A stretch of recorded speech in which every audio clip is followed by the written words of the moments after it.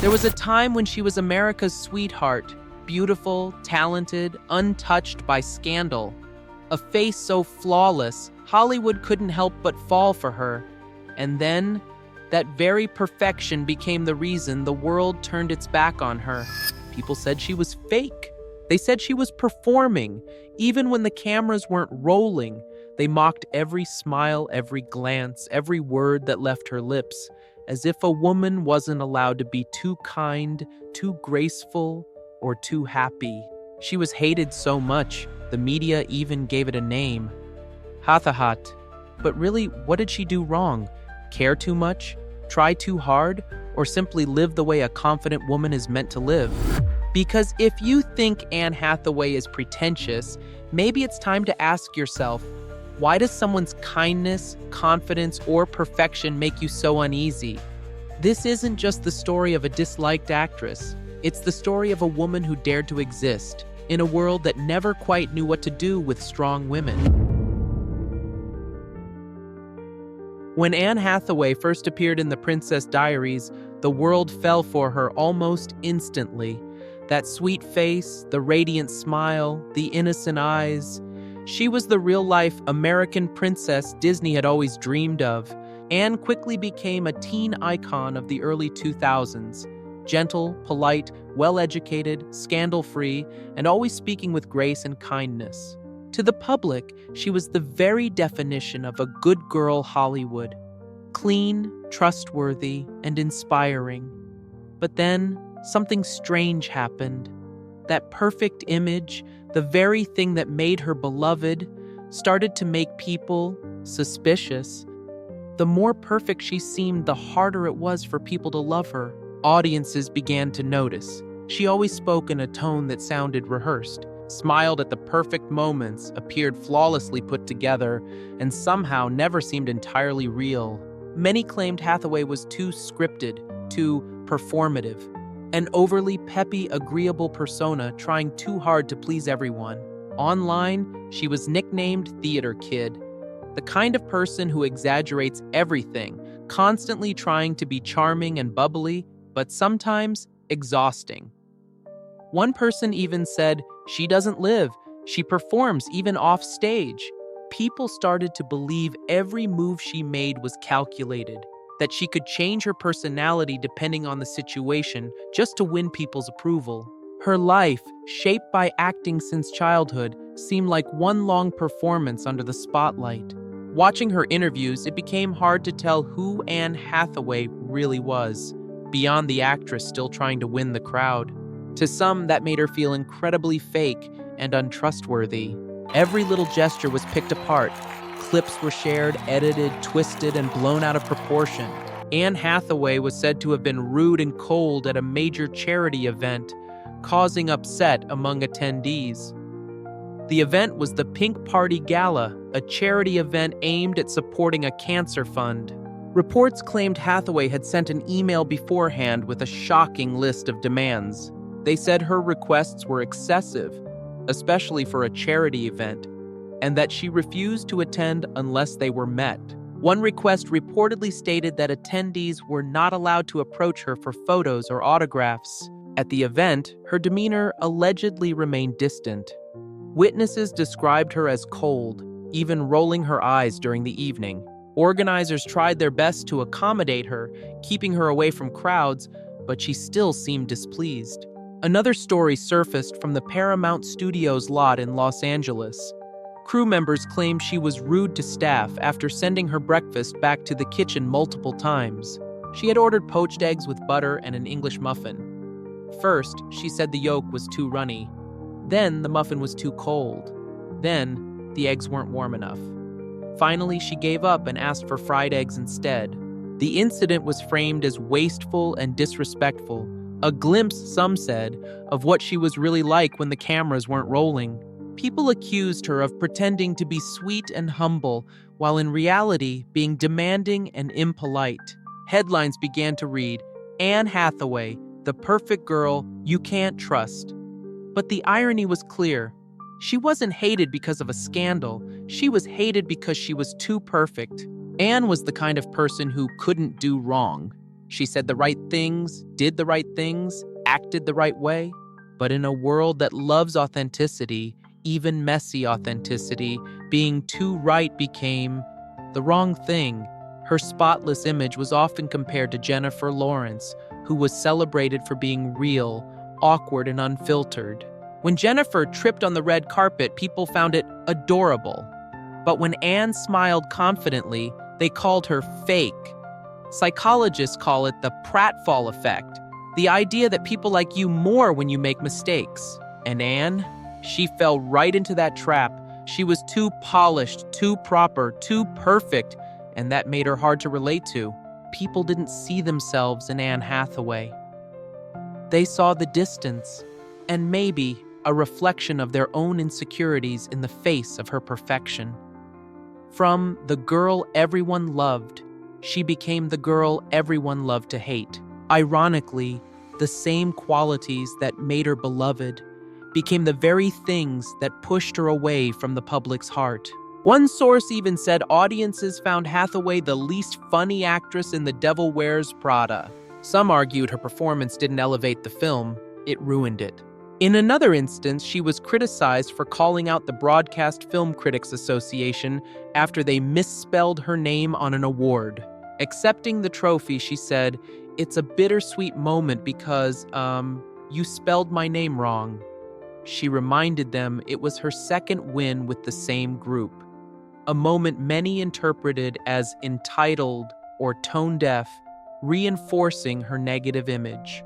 Anne Hathaway had no scandals, no breakdowns, no shocking behavior. She was simply a woman trying to do everything right. But maybe, in a world addicted to chaos, perfection itself is the ultimate sin. And then, as always, all it takes is one small misstep, one offbeat moment, for all that love to disappear. And for Anne Hathaway, that moment had finally come. In 2011, Anne Hathaway was chosen to co-host the Oscars alongside James Franco. On paper, it was the perfect duo. She, lively and charming.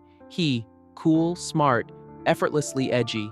But that night, everything fell apart. Anne showed up with her bright smile, high energy, and quick emotional shifts, trying her best to keep the audience engaged. James, on the other hand, looked detached, tired, almost frozen in place. She tried to save the show with enthusiasm and warmth, but the world saw only one thing. She's trying too hard. After the ceremony, social media exploded. Twitter was flooded with comments. "She's so annoying. She's fake. Someone please tell her to stop acting." And just like that, a new word was born, Hathahate. The internet mocked her relentlessly, her voice, her walk, even her eyes. She just wanted to do well, but the world said, "You're too much." She tried to bring energy. They said, "You're fake." When a man shows confidence, people call it charisma. When a woman does the same, they call it overacting. 2 years later, Anne returned to the Oscar stage, but this time not as a host. She came back as a winner. She took home the Golden Statue for Les Misérables, a role that earned her countless praises from critics. Standing on stage, she softly said, "It came true." It was a brief, trembling moment that seemed sincere, but the audience didn't buy it. Social media lit up again. People mocked, clipped, and memed her speech. She's acting again. Every emotion was rehearsed in the mirror. They called her speech too perfect, too polished, too fake to be real. But behind that smile was a woman shaking. Later, Anne revealed she had social anxiety and a fear of public speaking. But in that moment, no one cared. The world saw a perfect actress and decided she can't possibly be hurting. The same emotion that would make people say, "She's so real," if it came from Jennifer Lawrence, made them say, "She's fake," when it came from Anne Hathaway. In October 2022, Anne appeared on The View. Using The Devil Wears Prada, which had just turned 16 that summer, as a reference, she spoke about a sensitive topic, reproductive rights. She said, "Abortion is not a moral conversation, it's a practical one," and added, "I think abortion can be an act of mercy." When taken out of context, those words sparked a storm online. She was attacked, labeled a radical feminist, heartless, pretentious. But her message wasn't extreme. She simply said, sometimes the hardest decision a woman makes can also be the most compassionate one, and yet the more honest a woman is, the more people seem to hate her for it. Anne made it clear, this isn't a moral debate about abortion, it's a practical conversation about women's rights and human dignity. She even shared her own experience, saying that abortion can be another word for mercy.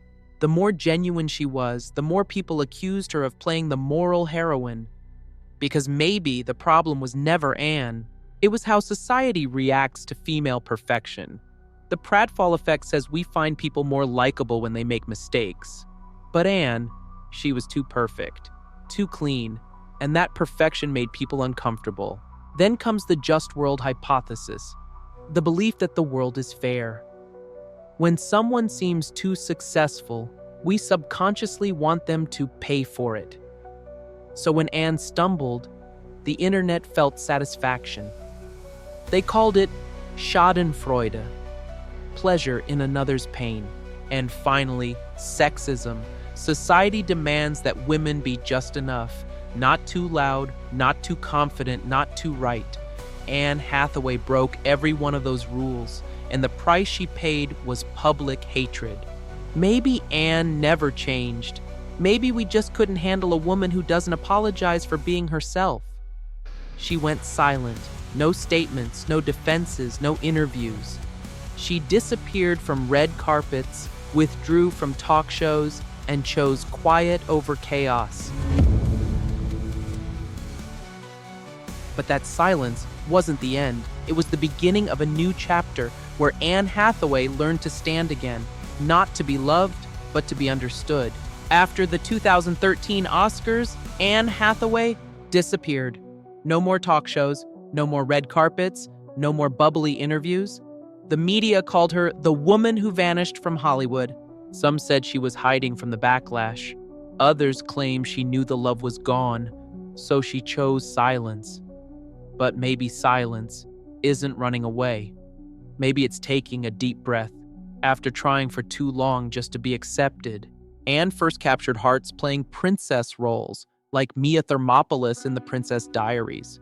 It was an instant commercial hit, turning her into a teen star and a millennial icon. But for years, she was seen as the woman who tried too hard to do everything right. And somehow, that became the reason people turned against her. So this time, she stopped trying to prove anything. No press statements, no explanations, just silence and letting time speak for itself. Then, when everyone thought she was done, she came back. No fanfare, no massive PR campaign, just quiet and powerful performances. From Rachel Getting Married, where she played a troubled addict seeking redemption, to The Dark Knight Rises as a fierce, complex Catwoman, nothing like the princess she once was. And then Interstellar, where she said the now famous line that the internet mocked, "Love is the one thing that transcends time and space." People laughed, but Anne didn't fight back. She just smiled, as if she had already made peace with being misunderstood. After Les Miserables, her fame had collapsed. But thanks to Christopher Nolan, one of the few who still believed in her, Anne found her footing again. Her role in Interstellar didn't just revive her career, it restored her confidence. From then on, Anne stopped trying to be the actress everyone loves. She chose to be the woman who's truly happy. She said, "I used to want everyone to like me. Now, I just want to live the way I want." And that's when Anne Hathaway truly became free. She no longer needed to be adorable to be loved, or perfect to be respected. She chose projects that were bold, raw, and unapologetically real. We Crashed, Eileen, The Idea of You. No more princesses, no more Hollywood perfect face. Just a woman who learned how to stand tall in the storm of public opinion. Once Anne said, "The reason people think I'm fake is because I try to be kind." A simple line, but it carried the weight of her whole journey. She doesn't need to shout that she's done nothing wrong, because sometimes silence is the loudest rebellion. Anne Hathaway doesn't need forgiveness because she never did anything wrong.